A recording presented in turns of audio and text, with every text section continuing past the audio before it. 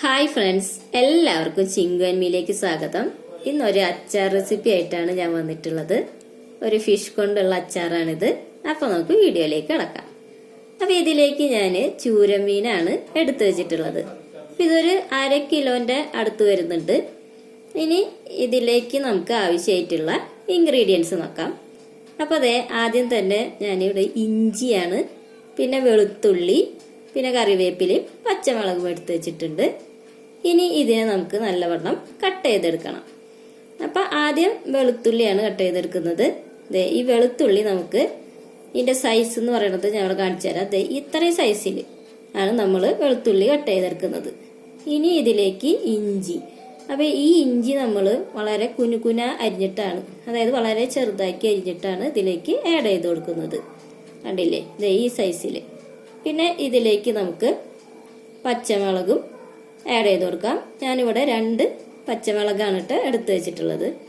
അപ്പോൾ ഈ പച്ചമുളകും നമുക്ക് അരിഞ്ഞു കൊടുക്കാം. അപ്പോൾ അങ്ങനെ നമ്മുടെ എല്ലാ ഇതും കട്ട് ചെയ്യാനുള്ള ഇത് കഴിഞ്ഞു. ഇനി നമുക്ക് ഫിഷിനെ കട്ട് ചെയ്തെടുക്കണം. അപ്പോൾ അതേ, ഈ ഫിഷ് ഞാൻ സ്ക്വയർ ഷേപ്പിലാണ് കട്ട് ചെയ്ത് വെച്ചിട്ടുള്ളത്. അപ്പോൾ ഈ ഒരു സൈസിൽ നമുക്ക് കട്ട് ചെയ്ത് എടുക്കാം. ഇനി ഇതിനെ നമുക്ക് മാരിനേറ്റ് ചെയ്ത് വെക്കണം. അപ്പോൾ അതിനായിട്ട് ഇതിലേക്ക് നമുക്ക് മുളക് പൊടിയാണ് ആദ്യം ആഡ് ചെയ്ത് കൊടുക്കുന്നത്. ഇനി ഇതിലേക്ക് കുറച്ച് മഞ്ഞൾപ്പൊടി ഇട്ട് കൊടുക്കുന്നുണ്ട്. പിന്നെ ഇത്തിരി കുരുമുളക് ഇട്ട് കൊടുക്കുക. അതിനുശേഷം ആവശ്യത്തിനുള്ള ഉപ്പും കുറച്ച് വിനീഗർ ആഡ് ചെയ്തിട്ട് നല്ലവണ്ണം നമ്മളിതിനെ മിക്സ് ചെയ്തെടുക്കണം. എന്നിട്ട് ഇതിനെ ഒരു 1/2 മണിക്കൂറാണ് റെസ്റ്റ് ചെയ്യാനായിട്ട് വയ്ക്കുന്നത്. അതിനുശേഷം നമുക്ക് ഇതിനെ ഫ്രൈ ചെയ്തെടുക്കാം. ഇനി ഇതിലേക്ക് ഞാൻ കുറച്ച് പുളിവെള്ളം ആഡ് ചെയ്ത് കൊടുക്കുന്നുണ്ട്. അപ്പം നമ്മൾ ഈ പുളിനെ, ഇത്രയും പുളി എടുത്തിട്ട് അതിനെ നമ്മൾ ഹോട്ട് വാട്ടറിൽ കുറച്ച് സമയം സോക്ക് ചെയ്ത് വെക്കണം. എന്നിട്ട് അതിലുള്ള പുളിയാണ് നമ്മൾ ഇതിലേക്ക് ഒഴിച്ചു കൊടുക്കുന്നത്.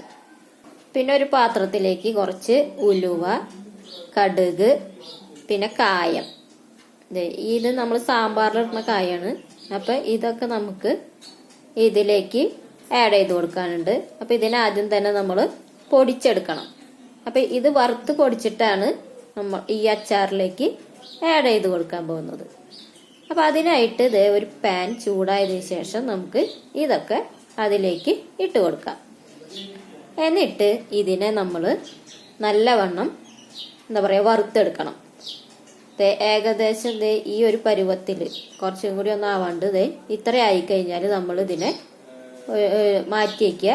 എന്നിട്ട് ഇതൊന്ന് ചൂടാറി കഴിയുമ്പോൾ നമ്മുടെ ഒരു ഇതൊക്കെ വെള്ളുള്ളിയൊക്കെ നമ്മൾ ചതയ്ക്കണ ഒരു കല്ലുണ്ടല്ലോ, ആ കല്ലിലിട്ടിട്ടാണ് ഞാനിത് ഗ്രൈൻഡ് ചെയ്തെടുക്കാനായിട്ട് പോകുന്നത്. അപ്പോൾ ഇതിലേക്ക് ഇട്ട് കൊടുത്തിട്ട് നമുക്ക് ഇതിനെ നല്ലവണ്ണം പൊടിച്ചെടുക്കണം.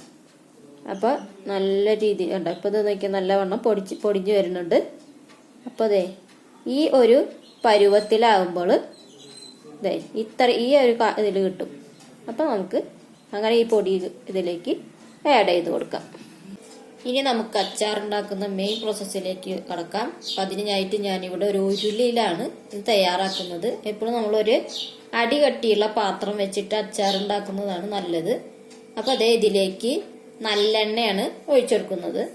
ഒരു 6 ടേബിൾ സ്പൂൺ നല്ലെണ്ണ നമ്മൾ ഇതിലേക്ക് ആഡ് ചെയ്ത് കൊടുക്കുന്നുണ്ട്.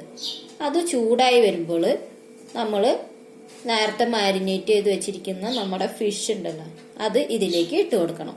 അപ്പോൾ ഞാനിവിടെ ഫിഷ് ഇതിലേക്ക് ഇട്ട് കൊടുക്കുകയാണ്. എന്നിട്ട് ഇതിനെ നല്ലവണ്ണം ഫ്രൈ ചെയ്തെടുക്കാൻ പോവാണ്.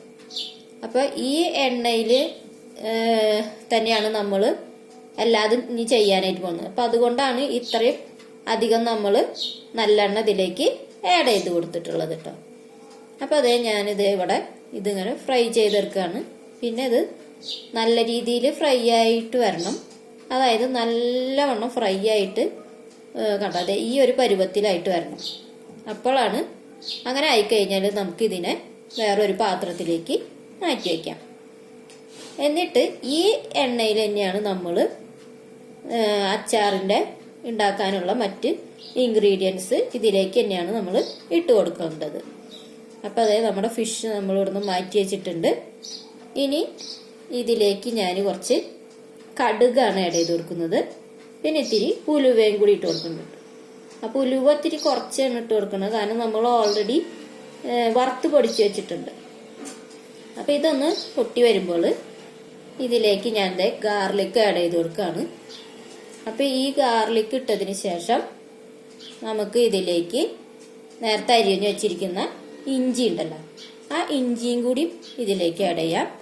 പിന്നെ നമ്മൾ ഇതിലേക്ക് എന്താണ് ആ നേരത്തെ വെച്ച പച്ചമുളക്, ഈ പച്ചമുളകും പിന്നെ കുറച്ച് കറിവേപ്പിലയും, അപ്പം ഇതൊക്കെ ഇട്ടിട്ട് നല്ല രീതിയിൽ മൂപ്പിച്ചെടുക്കുക. അങ്ങനെ ഇതിലേക്ക് പിന്നെ നമ്മൾ നേരത്തെ സോക്ക് ചെയ്ത് വെച്ചിട്ടുള്ള ടാമറിൻ്റെ ഉള്ളിൽ അതൊരു 3 ടേബിൾ സ്പൂൺ ഞാൻ ഇതിലേക്ക് ആഡ് ചെയ്ത് കൊടുക്കുന്നുണ്ട്. എന്നിട്ട് ഇതൊന്ന് ഏകദേശം അതിൽ കിടന്നിട്ടൊന്ന് വെന്ത് വരുമ്പോൾ ഇതിലേക്ക് നമുക്ക് പൊടികൾ ആഡ് ചെയ്ത് കൊടുക്കണം. അപ്പോൾ ആദ്യം എന്താ പറയുക, നമ്മുടെ മുളക് പൊടി. ഇപ്പം ഞാൻ ഇവിടെ കാശ്മീരി മുളകാണ് ഇട്ട് കൊടുക്കുന്നത്. അപ്പോൾ അതൊരു 3 ടേബിൾ സ്പൂൺ ഇട്ട് കൊടുക്കുന്നുണ്ട്. പിന്നെ ഇതിലേക്ക് നമ്മൾ ടർമറിക് പൗഡർ, പിന്നെ നേരത്തെ വറുത്ത് പൊടിച്ച് വെച്ചിരിക്കുന്ന നമ്മുടെ ആ പൊടികൾ ഇതിലേക്ക് ആഡ് ചെയ്ത് കൊടുക്കാം. എന്നിട്ട് ഇതിനെ നല്ലവണ്ണം നമ്മൾ മൂപ്പിച്ചെടുക്കണം. പിന്നെ എന്താ പറയുക, പുളിവെള്ളത്തിലായതുകൊണ്ട് ഇതങ്ങനെ കരിഞ്ഞു പോവില്ല. അപ്പം അതുകൊണ്ട് നമുക്ക് അതൊരു ബെറ്റർ ആയിട്ടുള്ളൊരു ഐഡിയ ആണ്. ഇനി ഇതിന് ശേഷമാണ് നമ്മൾ ഇതിലേക്ക് നമ്മുടെ ഫിഷ് ഇട്ടെടുക്കുന്നത്.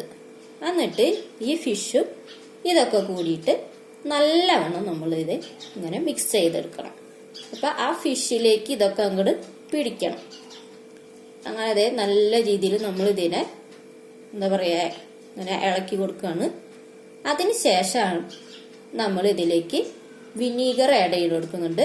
ഞാനിവിടെ 1/2 കപ്പ് വിനീഗറാണ് ആഡ് ചെയ്ത് കൊടുക്കുന്നത്. എന്നിട്ട് നമുക്ക് ഇതിനെ വീണ്ടും നന്നായിട്ട് മിക്സ് ചെയ്തെടുക്കാം. അങ്ങനെ ഞാനിവിടെ മിക്സ് ചെയ്തെടുത്തുകൊണ്ടിരിക്കുകയാണ്. അപ്പം ഇതിവിടെ നല്ല തിളച്ച് വന്നിട്ടുണ്ട്. ഈ നമുക്ക് ഇതിലേക്ക് ആവശ്യത്തിനുള്ള ഉപ്പ് ആഡ് ചെയ്ത് കൊടുക്കാം. അപ്പം ഞാൻ ഇത്രയും നേരം ഉപ്പ് കൂടെ ഇട്ട് കൊടുത്തിട്ടുണ്ടായിരുന്നില്ല. അപ്പം ഇതെല്ലാം ആഡ് ചെയ്തതിന് ശേഷമാണ് നമ്മൾ ഇതിലേക്ക് ഉപ്പിട്ട് കൊടുക്കുന്നത്. എന്നിട്ട് ഇതിനെ നല്ലവണ്ണം നമ്മളിങ്ങനെ മിക്സ് ചെയ്തെടുക്കണം.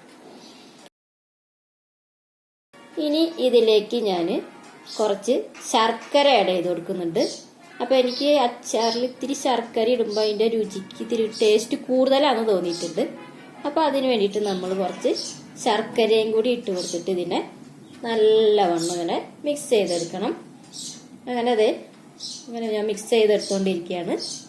അപ്പോൾ ഈ ഒരു കൺസിസ്റ്റൻസി കണ്ടില്ലേ. അപ്പോൾ ആവശ്യത്തിനുള്ള അതിലിത്തിരി ചാറുണ്ട്. അപ്പോൾ ഇതാകുമ്പോൾ നമുക്കിത് ഓഫ് ചെയ്യാം. ഇനി ഇതിൽ ഉപ്പ് ഞാനൊന്ന് ചെക്ക് ചെയ്ത് നോക്കുകയാണ്. അപ്പോൾ നമ്മുടെ ഇതൊക്കെ നല്ലൊരു എന്താ പറയുക, ഉപ്പൊക്കെ അത്യാവശ്യത്തിനായിട്ടുണ്ട്. അപ്പം നമ്മുടെ അച്ചാർ ഇവിടെ റെഡി ആയിട്ടുണ്ട്. അപ്പോൾ നിങ്ങളിതൊന്ന് ട്രൈ ചെയ്ത് നോക്കണം. അപ്പോൾ നിങ്ങളുടെ അഭിപ്രായങ്ങളൊക്കെ അറിയിക്കണം. അപ്പോൾ നമുക്ക് അടുത്ത വീഡിയോയിൽ വീണ്ടും കാണാം. Okay, by.